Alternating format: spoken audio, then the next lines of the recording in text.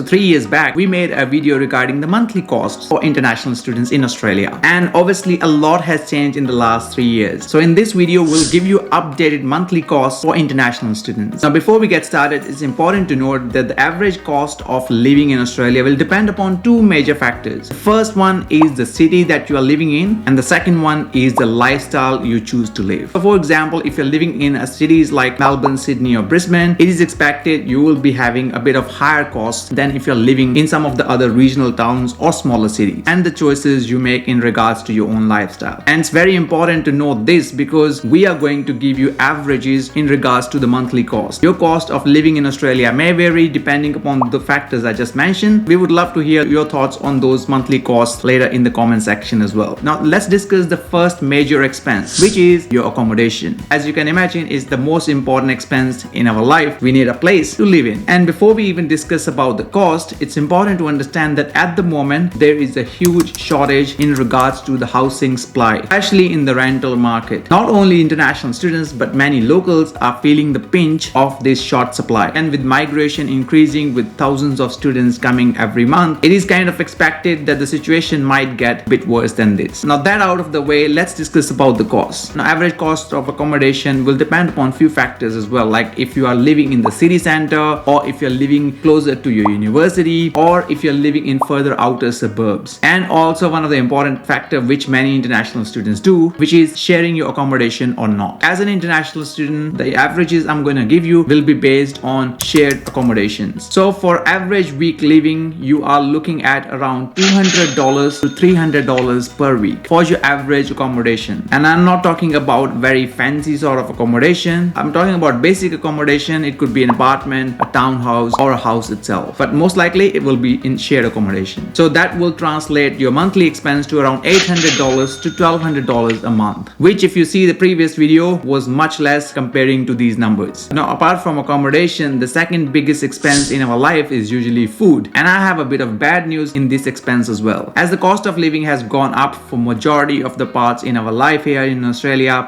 food costs have gone significantly higher in the last year or two. On an average, if you're really living on a tight budget and you're cooking your own food, you're looking at around $80 to $150 per week as your food expenses. And we're talking about food expenses, we're talking about grocery expenses. We are not talking about eating out. We will talk about eating out in later parts. But this is specifically for if you're planning to cook your own food at home, that's how much it might cost you. So on an average of monthly expenses, that's around $320 to $600 a month. Again, varying on different factors like the type of food, how often you eat, and what sort of food you eat as well. Let's move to the next expense, which is your transportation. While you are on a student visa, I highly recommend you that you travel on a public transport, because public transport is decent here in Australia and it's much cheaper than owning a car. But on an average, you're looking at least around $150 per month for your public transport expenses, especially if you're gonna be traveling a lot on the public transport. Of course, it will vary depending upon your city again. If you're living in Sydney, it will be close to $200. If you're living in maybe smaller city, it could be around $100 as well. But on an average, around $150 you should be estimating for your public transport expenses. And we'll talk about car and why you should not get it while you are a student in a minute's time as well. Let's move to the next expense, which is utilities. Utilities include your electricity, water, and gas. And that's another one of the expense that we all have to obviously pay. Now, sometimes the good news is that accommodation providers may provide your utilities included in your accommodation pricing. If that's the case, confirm with your landlord or with organization you're dealing with when you're signing up for a lease. And if that's included, that's great, because the cost of utilities have gone significantly up as well in the last year or two. As a single person, you're looking at least $100 a month to $150 a month for your utility expenses. Again, a number that has clearly gone up from the previous years. Now let's move to mobile and internet expenses. Now with mobile, you usually have two options. You can either choose a prepaid plan or a postpaid plan. A prepaid plan is where you will be paying the money upfront for the usage. So you will kind of choose a plan that meets your requirement, and you can choose to recharge higher or low value each month. With the contract or postpaid plans, you will have a fixed fee that you will pay every single month. Now, some students actually go for postpaid plans, the reason being that sometimes the students wants a newer phone as well. So you can actually get a mobile phone with a mobile plan starting in anywhere from $60-70 a month, and it can go up to $150 a month depending upon the phone you're getting and and depending upon the mobile, same sort of plan you're getting. And now if you already have a phone and you want to just get a prepaid SIM, it can start from as cheap as $5 a month. Yes, you have heard it right, only $5 a month can get you started with your monthly prepaid SIM. Currently there is one promotion run by this company called Circles.life. Although the plan is postpaid, but it just starts from $5 a month, and you can get 5 gigabytes of data along with that $5 only. And this offers is for the next 6 months. And if you want more data, you can obviously choose a higher plan as well. You can keep adding some additional data based on how much you're planning to spend. And if you want to check that offer, we'll leave the link of that in the description box below for you. But mobile phone expenses can certainly vary a lot. It can vary from $5 a month to $150 a month. But we're gonna take average of $50 a month here just to make it simple to understand. Now when it comes to internet, which is broadband internet, you can get started with a decent plan from $60 a month. It's not a groundbreaking internet, but it does the job. This is one of the things that I certainly don't like about Australia, which is their broadband internet. I actually have a whole video on the things that I don't like about Australia. So if you want to check that video, we'll leave that link in the description box below. The next one is gym expenses. Now, if you are someone who would like to keep yourself healthy and fit, you can actually do it for free, as well as many councils in the suburban areas have started putting in some free gym equipments in the local parks. If you don't want to spend money on any gym, then certainly you can do that. But if you are someone who needs to go to gym to get yourself fit, be ready to pay around $20 a week or $80 a month when it comes to your monthly expenses for gym. Now last but not the least on our list is entertainment. You can spend heaps of money in this category. So when we're talking about entertainment, we're talking about eating out, we're talking about cinemas, we're talking about movies, we're talking about traveling, clothing, night outs, and so on. Now when we specifically talk about eating out, you're looking at least around $25 per meal if you're eating out. And we're talking about eating at a decent place with the decent pricing. Obviously you can save money on eating out sometimes as well while eating at some cheaper places, or you can spend even more money than that, depends upon your preferences. On an average, if you're eating out, expect to spend around $25 per meal. And we're talking about movie tickets, it can cost you around $15 to $20 if you're getting it on special. When I'm saying it's on special, means some sort of a discount or on a concession, because the full price can be anywhere from $25 to $30. That's why I highly recommend you look for some specials or discounts. And when it comes to clothing, traveling, or night outs, the cost will vary. But on an average, if we put all these things together, expect to pay around $250 a month for that. Obviously you can spend less or more money depending upon your lifestyle, but expect around this sort of money if you're planning to do some of these entertainment things that I just mentioned. So let's give you a quick summary in regards to the monthly expenses for international students here in Australia. On an average accommodation, you could be paying anywhere between $800 to $1,200 a month. For food expenses, you could be paying around $320 to $600 a month. For public transport, expect around $150 a month. For utilities, expect around $100 to $150 a month. For mobile expenses, expect around $50 a month. For internet, expect around $60 a month. For gym, around $80 a month. And for other entertainment expenses, around $250 a month. Now, if you total the lower ends and the higher ends of these expenses that I've just mentioned, you could be spending anywhere around $1,900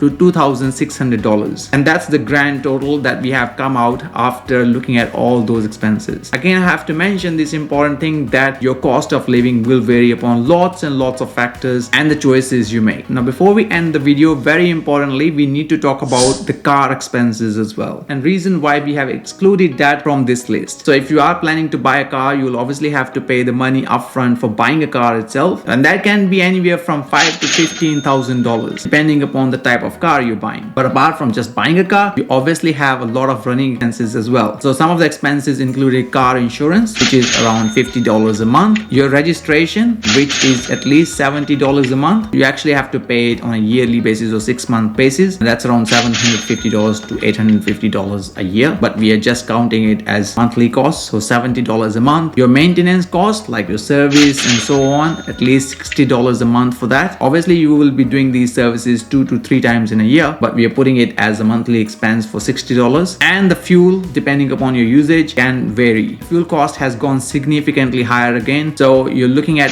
least $50 a week, which is around $200 a month. Now if you just add the running cost of the car, it can be around $380 a month just for running the car, and we're not even talking about buying a car here. That's just a separate expense. So I hope you can understand why why we excluded the car expenses from this list, because clearly car is quite an expensive affair to manage and to run here in Australia, and we highly recommend you not to buy a car if you don't need one, especially if your work is close to public transport and you're living close to public transport. You do not necessarily need a car just for traveling purposes, because you can rent one if you need to. Now that was the whole video in regards to your monthly cost of living here in Australia. Would love to hear your thoughts. How much money do you pay as an international student here in Australia? And if you want to know about how to save money and how to live cheaply in Australia as well, please comment below if you want to see a video on that topic. We're hoping to make that video very soon. And as always, if you find any value, please make sure to share it with your friends. And thank you for watching. See you in the next one.